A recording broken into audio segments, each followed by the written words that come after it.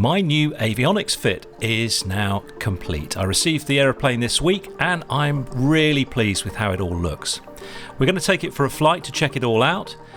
We now have dual G5s, GTN 650 XI, and the transponder has been upgraded to emit ADSB. There's more to come when funds allow, but this is a good first step, I reckon.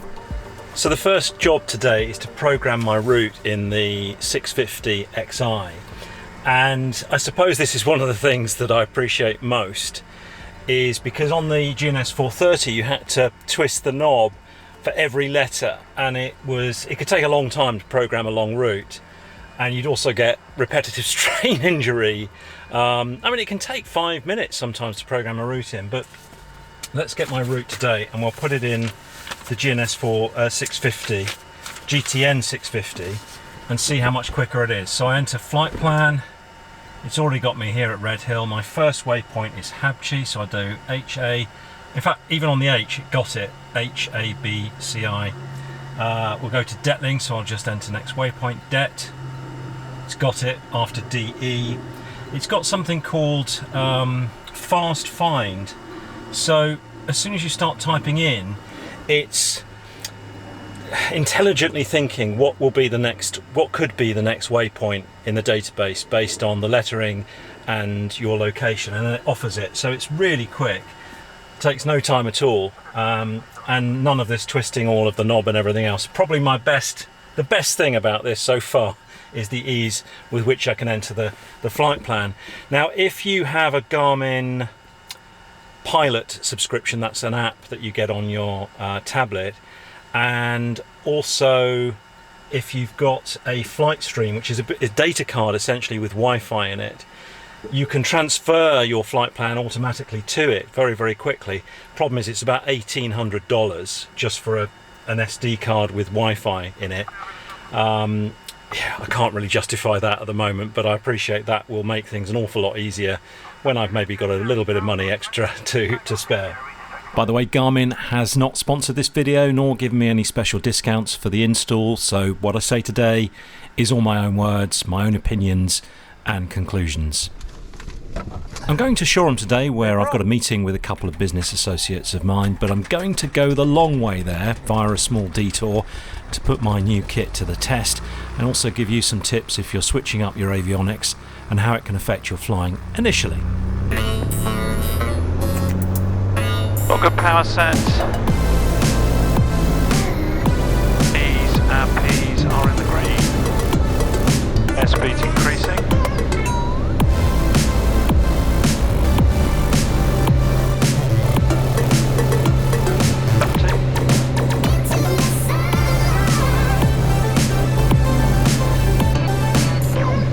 Tap the brakes, gear up, T's and P's are good.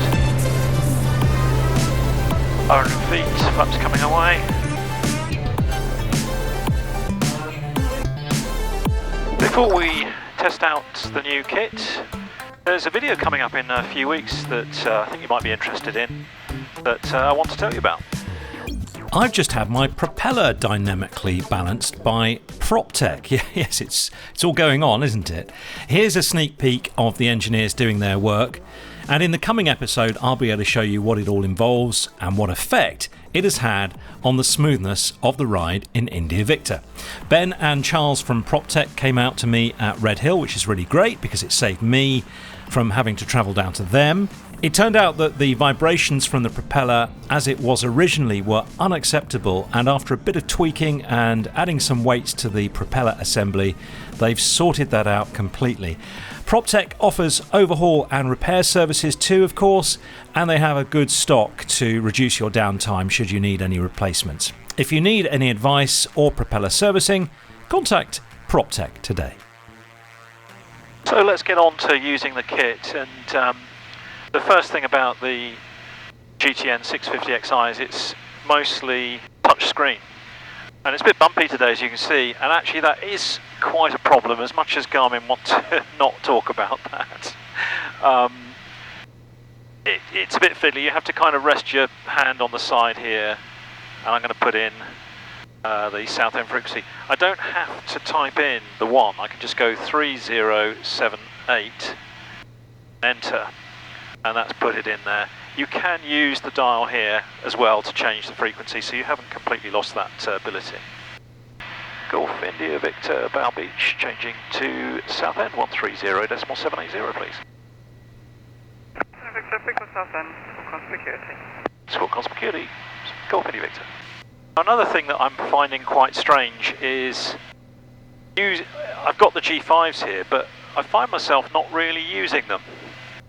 I'm reverting to the ADSB over here. I was definitely using that for takeoff, and the altimeter here, it's when I did my differences training, they covered up the traditional instruments to force me to use the G5s. I don't know whether that's something that would be sensible to do until I've found myself using it. I'm now consciously trying to use it. I've had a few flights in India Victor with the new panel now. If you want to see my first flight in it, it's available to watch on my Patreon channel. By joining me on Patreon, you're getting loads of bonus content and at the same time helping me to keep the YouTube channel on the air. One of the things I've noticed since the upgrade is that it's been a bit of a distraction. I've found my altitude keeping hasn't been very accurate. My focus has been slipping when I'm making adjustments to the kit or tuning frequencies and so on in flight. And so recently I've been giving myself a much bigger safety margin, a bigger buffer when operating near controlled airspace. Just climbing up to 2,100 feet here. And actually that's something that I wanted to mention. Normally I would go up to 2.3 and I give myself a 200-foot buffer from the LTMA Class A airspace above. But I've noticed that when I've been trying to get used to this, I'm spending more time focused on remembering where things are. I've had the training, but everything's taking probably twice as long as it would normally do because I'm not used to where things are and what buttons I have to press. So I'm giving myself an extra 100 feet as it is now, but get back down to 2,100, so give myself a 400-foot buffer as one of my mitigations for the issues that I've been having getting distracted by the avionics. It's probably, and I have flown with this avionics with other people, but until you're feeling confident with it, it would make sense to maybe fly with someone else so that you've got someone watching, you don't bust airspace. Now there's one little feature on this setup that I am slowly coming to absolutely adore. On the G5 HSI, there's a small magenta diamond at the top of the display that you might not really notice unless you look really closely at it. I'll pause the video here and show you. It's called the track pointer. And what the track pointer does is visually indicate your current track made good. It took me a little while to understand how to use it, but essentially if you're on track, in other words, the HSI is centered, and you keep the magenta diamond aligned with your course needle, you will remain on track. This is a game changer because the track pointer really quickly shows you if you're going off track by even a small amount. You don't have to wait for the HSI to deviate. I am loving this new tool, and already my flights are so much more accurate than they used to be, and that's with me hand flying them. There's one difference that you probably ought to be aware of, and it's to do with how you switch between VORs and ILS and GPS navigation on the G5s when it's connected to the 650xi. Now here's another thing that's a slight annoyance with the 650xi. On the 430 you've got a button to switch between VLOC and GPS. And it's quite easy to switch those two, and it displays it on there. On the G5 650 combo, you've got GPS shown on your G5 and it's magenta. Yeah, on the 650xi, we don't have a VLOC button, so you have to go menu, you have to go home, default nav, and there's your CDI button. And now it's onto VLOC. Line 64 is Sheerness Dog, descending to approximately... then you have to go back to map if you want the map.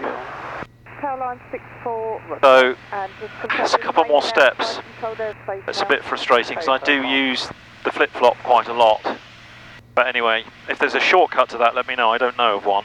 In fact, since I shared this video with my Supporters Club members, they've pointed out that there is a quicker way to make that switch. You can twist the outer concentric knob, which takes you to the nav page, and then you have your CDI button there. Then you can just twist the knob back to map. That's certainly a lot easier than going through the home button, then default nav. Also, the 650xi will automatically switch from GPS to the ILS if you have a procedure activated, and so in critical phases of flight like that, it's not so much of a problem. Southend radar, Golf Bravo Mike India Victor, request traffic service. Golf Bravo Mike India Victor, Southend radar, pass message. Good morning, Golf Bravo Mike India Victor's PA28 Arrow, Redhill to Shoreham, routing via Canterbury. Current position is 5 miles west of Detling, altitude 2,200 feet, QNH 1029 VFR. Golf India Victor, Squawk 5067, QNH is 1028. Squawk 5067, QNH 1028, Golf Bravo Mike India Victor. Golf India Victor, identified, traffic service, reduced traffic information due to the vicinity of Rochester, possible late warning of traffic, and taking your in-terrain clearance. Traffic service reduced by in-terrain clearance, Golf Bravo Mike India Victor. So, what we're going to do now is just show how easy it is to change our track or where we're heading to. And I want to go direct to ETVAX, which is on my flight plan. So I'm going to enter direct, and I'm going to hit flight plan, ETVAX, activate. And it's giving me a desired track of 227.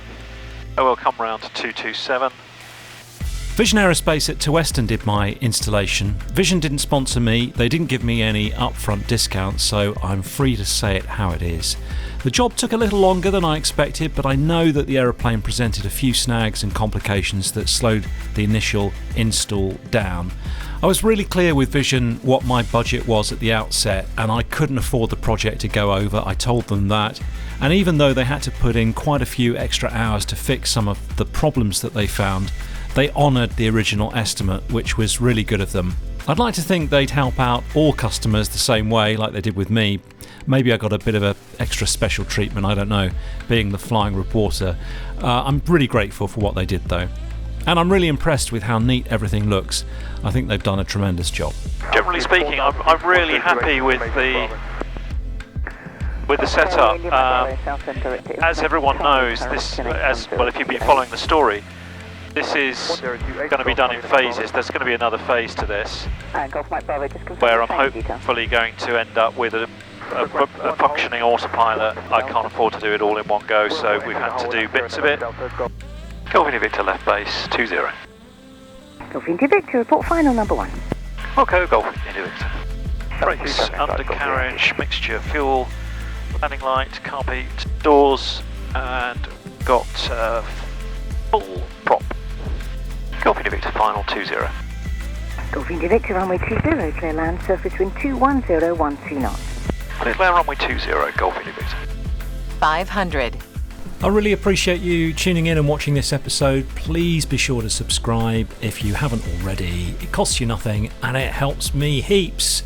So go ahead and do that. Thanks. Helios to Victor, contact approach 123.155. Reds please 3. Helios to Victor, contact approach 123.155.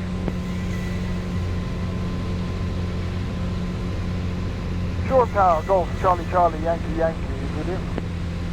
Golf Charlie Charlie Yankee Yankee, Shoreham Tower, descend on the dead side, report downwind left hand for runway 20, one twin in the circuit.